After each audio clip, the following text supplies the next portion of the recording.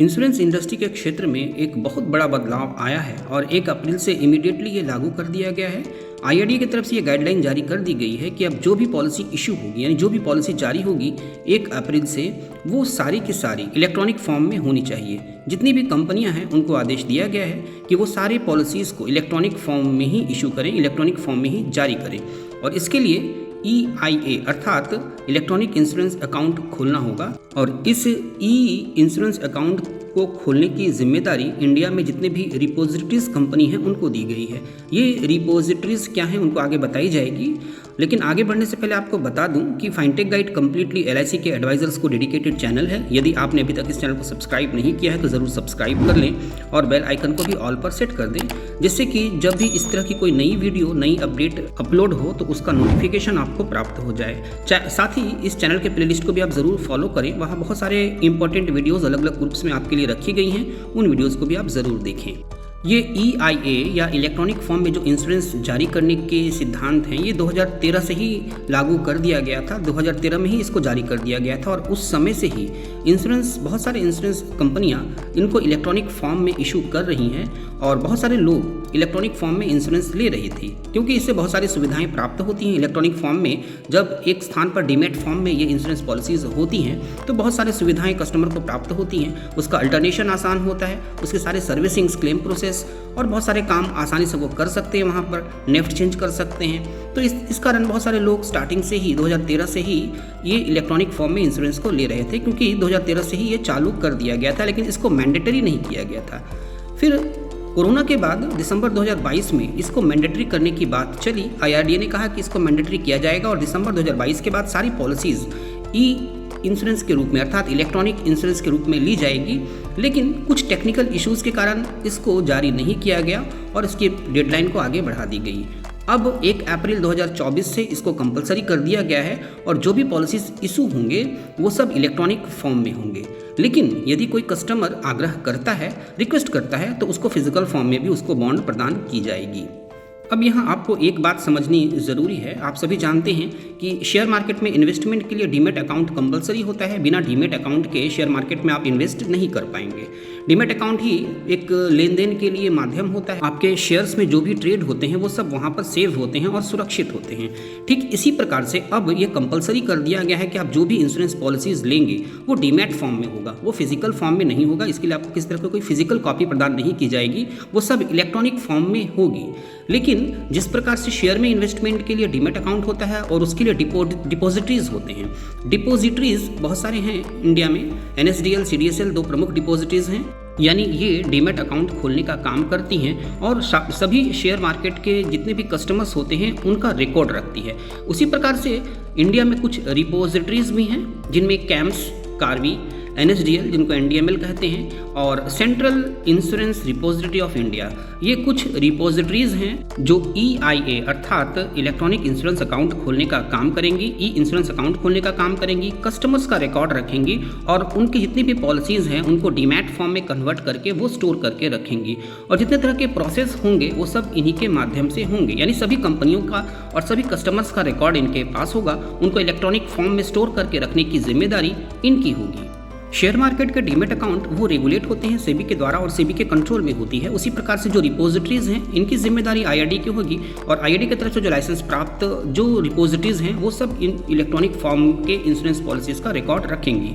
एक व्यक्ति का एक ही EIA अर्थात इंश्योरेंस अकाउंट होगा और जब वो एक EIA खोल लेंगे किसी भी रिपोजिटरी के थ्रू, जब वो एक EIA खोल लेंगे उसके बाद वो जितनी भी कंपनियां हैं इंश्योरेंस की, वो जहां भी पॉलिसीज़ लेंगे उस जगह पे वो स्टोर रहेगा और वो एक ही स्थान पर सारे कंपनियों के पॉलिसीज़ को देख पाएंगे। यदि कोई LIC में पॉलिसी लेता है, फिर ICICI में पॉलिसी लेता है या HDFC में पॉलिसी लेता है या फिर SBI लाइफ में पॉलिसीज़ लेता है और वो अलग अलग कंपनी में पॉलिसी लेने के बाद जब EIA खोलता है, जब ये इलेक्ट्रॉनिक फॉर्म में इशू होता है तो वो सारे के सारे पॉलिसीज़ इसी इंश्योरेंस अकाउंट में उसकी शो होंगी, वहाँ पे वो उसको देख पाएंगी। अब यदि वो अपने मोबाइल नंबर को चेंज करना चाहता है या ईमेल आईडी को चेंज करना चाहता है तो जब वो अपने EIA में ईमेल आईडी को चेंज करेंगे या मोबाइल नंबर को चेंज करेंगे तो उनकी जितनी भी कंपनियों में जितनी भी पॉलिसीज़ हैं उन सभी स्थानों के मोबाइल नंबर और ईमेल आईडी वहाँ पर भी चेंज हो जाएंगे। तो इस प्रकार से एक EIA खोल लेने के बाद सारी कंपनियों की पॉलिसीज़ आपको एक ही स्थान पर देखने को मिलेंगे और उसी स्थान से अपने सारे प्रोसेस कर पाएंगे आप। जैसे मोबाइल नंबर चेंज करना हुआ या ईमेल आईडी चेंज करना हुआ या आप किसी दूसरे स्थान पर चले गए फिर आपका एड्रेस चेंज करना हुआ, तो जब आप EIA में चेंज कर लेंगे तो सारी पॉलिसीज़ में वो खुद ब खुद चेंज हो जाएंगी। क्योंकि वो डीमैट फॉर्म में होगी, इसके लिए आपको किस तरह की किसी फिजिकल कॉपी की आवश्यकता नहीं होगी, ये सारे ऑथेंटिकेशन ऑनलाइन होंगे। अब ये भी कहा जा रहा है कि जितने भी पुराने फिजिकल पॉलिसीज़ हैं, यानी जो फिजिकल फॉर्म में पॉलिसीज़ हैं, जो भी आपने LIC में या दूसरी कंपनी में पॉलिसी ले रखी है, जो भी फिजिकल फॉर्म में है उन सबको इलेक्ट्रॉनिक फॉर्म में कन्वर्ट करना होगा।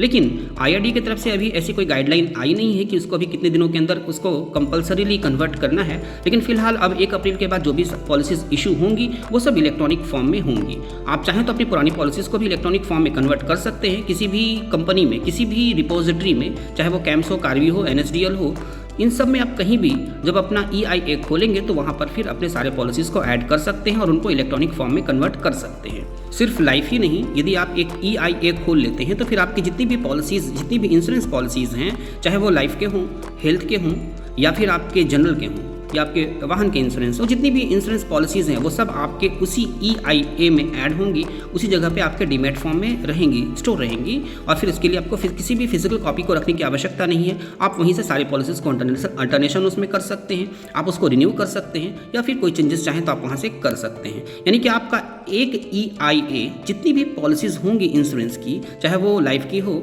जनरल की हो या हेल्थ की हो, सब एक ही जगह से कंट्रोल होंगी और आपकी पूरी पकड़ उसकी ऑनलाइन होगी। आप ऑनलाइन उसके सारे काम कर सकते हैं।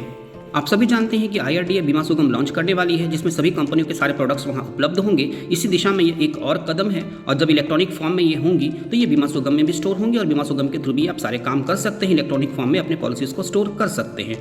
ये EIA खोलना आसान भी है और ये फ्री ऑफ कॉस्ट है। इसमें किस तरह की कोई आपको चार्जेस देने की आवश्यकता नहीं है। आप एक EIA खोल सकते हैं और उसमें अपने सारे पॉलिसीज़ को स्टोर कर सकते हैं। आने वाले समय में जो भी अपडेट्स आएगी, फाइनटेक गाइड की एक्सपर्ट टीम इस पर ज़रूर इसको अपलोड करेगी, आपको गाइड करेगी। फाइनटेक गाइड का एकमात्र मकसद सभी इंश्योरेंस एडवाइजर्स की सहायता करना है, विशेषकर LIC के एडवाइजर्स की सहायता करना है और आने वाले अपडेट्स के लिए उनको तैयार करना है। फाइनटेक गाइड पुनः आपसे कहती है कि यदि आप अपने आप को चेंज नहीं करेंगे, आप अपने आप को टेक्निकली फिट नहीं बनाएंगे, आप अपने आप को डिजिटल नहीं बनाएंगे और ऑनलाइन सारे काम नहीं सीखेंगे तो आप पीछे रह जाएंगे। इसलिए अभी भी समय है, आप अपने आप को ऑनलाइन इस्टेब्लिश करें, सारे काम ऑनलाइन सीखें और इस चैनल के प्लेलिस्ट में जाएं। वहाँ टेक्निकल और ट्रेनिंग वीडियोज़ का ऑप्शन है, वहाँ पर कुछ ऑनलाइन काम आपको ट्रेनिंग के माध्यम से बताई गई है, वीडियोस के माध्यम से बताई गई है। आप उनको देखें और बहुत सारे काम ऑनलाइन करना सीखें। आपको आनंदा का एक ऑप्शन दिया गया है, आप वहाँ से ऑनलाइन पॉलिसी करना सीखें। आपको एजेंट पोर्टल दिया गया है, वहाँ से ऑनलाइन सारे काम करना सीखें। और आने वाले समय में उन एजेंट पोर्टल और आनंदा में और भी अपडेट्स आएंगे, उनको चेंज की जाएगी। अभी उसमें कुछ असुविधाएं हैं क्योंकि उनमें बहुत सारे अपडेट्स आ रहे हैं, लेकिन आने वाले समय में वो स्मूथली काम करेगी। आप अपने आप को ऑनलाइन इस्टेब्लिश करें और ऑनलाइन सारे काम करना सीखें।